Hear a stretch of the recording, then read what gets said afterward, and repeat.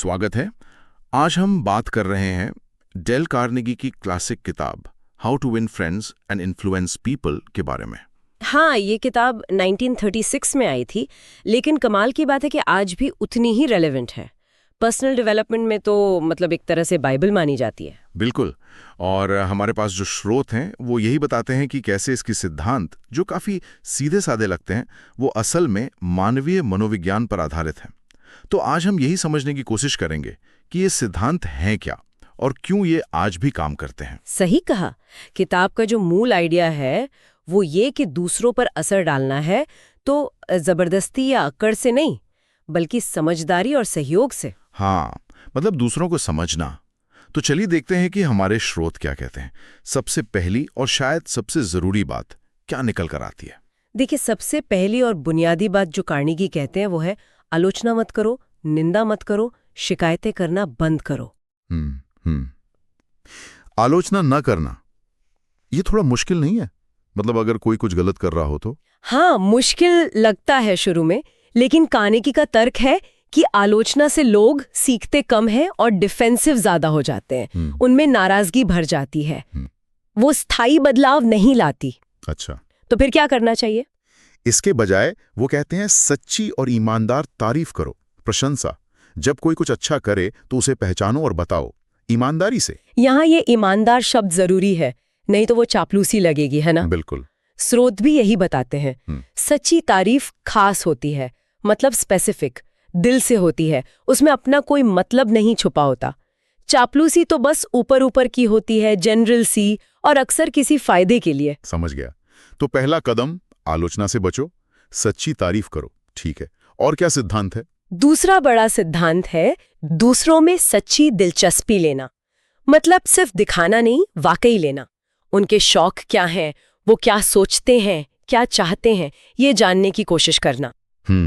सच्ची दिलचस्पी। और इसी से जुड़ी है एक और चीज, मुस्कान। एक असली मुस्कान।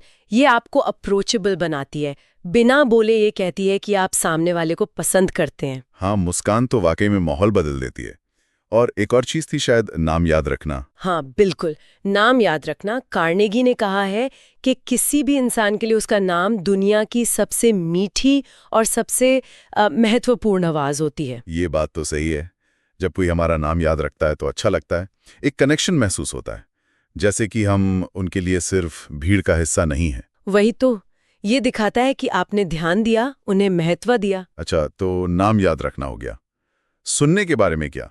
लोग कहते हैं अच्छा वक्ता होने से पहले अच्छा श्रोता होना जरूरी है। बिल्कुल, अच्छा श्रोता बनना ये शायद सबसे महत्वपूर्ण स्किल्स में से एक है। और इसका मतलब सिर्फ चुपचाप बैठना नहीं है। हाँ, मतलब एक्टिव लिसनिंग। जी, ध्यान से सुनना, समझना, बीच बीच में सही सवाल पूछना, ताकि सामने वाले को लगे कि हाँ, आप सुन रहे हैं, समझ रहे हैं। उनको मौका देना कि वो अपनी बात पूरी तरह कह सकें। अक्सर हम बस अपनी बारी का इंतजार करते हैं बोलने के लिए। सही कहा। कार्नेगी कहते हैं दूसरों को बोलने के लिए प्रोत्साहित करो, और बात उनके मतलब की करो, उनकी रुचियों की, सिर्फ अपने बारे में नहीं। और एक और पॉइंट था शायद, दूसरों को महत्वपूर्ण महसूस कराना। हाँ, ईमानदारी से।